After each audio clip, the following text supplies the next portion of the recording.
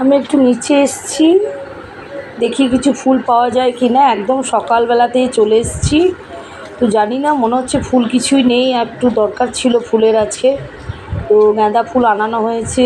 তো দেখি, এখানে আমাদের একদম নিচে এসেছি। হাই বন্ধুরা, সকলেই আশা করি ভালো আছো। তো দেখো, আমি এখন কি বলবো, রং মেখে একদম ভূত হয়ে গেছি। আর তোমরা সবাই এনজয় করো, রঙের দিন যেহেতু, এখন বসন্ত, বুঝতেই পারছো, সবার মনে ভীষণ আনন্দ। আর আমি এখন গোপালকেও রং মাখানো হয়ে গেছে, এরপর আরও বাড়ির কাজ আছে, এগুলো এবার করতে হবে। তো আমি এখন ভোগের দিকে যাব।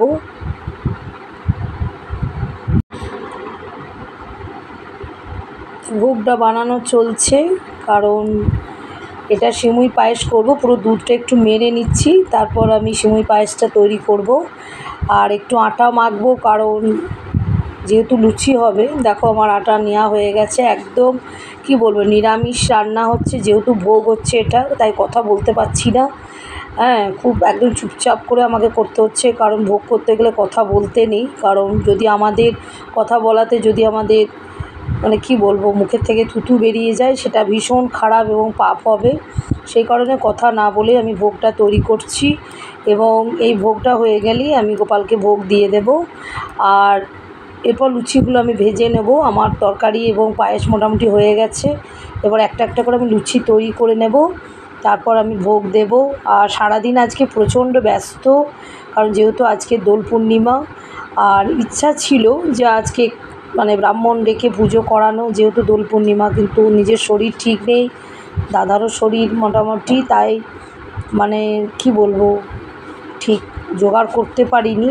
দেখি পরের বছর ঈশ্বরকে ডাকছি, পরের বছর যেন করতে পারি।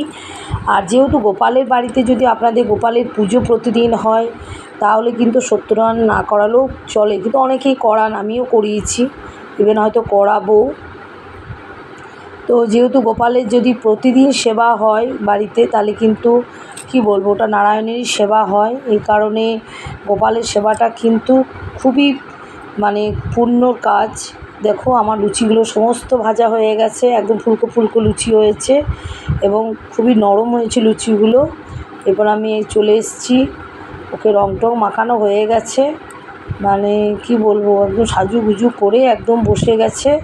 এরপর ভোগ দেব, আর একটু রং আর একটু মাখিয়ে দিচ্ছি, দেখতেই পাচ্ছ।